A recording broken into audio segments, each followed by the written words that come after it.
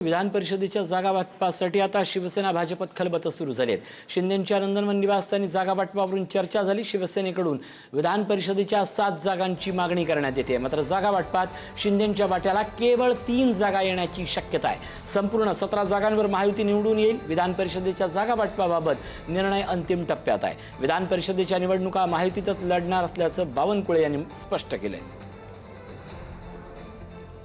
विधान परिषदेच्या जागा या महायुतीमध्येच लढल्या जाणार आणि मला विश्वास आहे की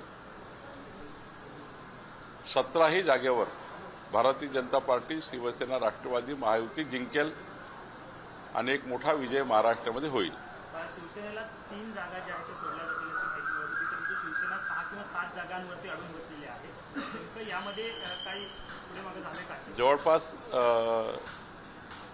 99% बाबीवर आमचं एकमत झालं आहे। फक्त आता राज्याचे नेते देवेंद्रजी, एकनाथजी आणि सुनेत्रा पवारजी बसून याला शिक्कामोर्तब करतील।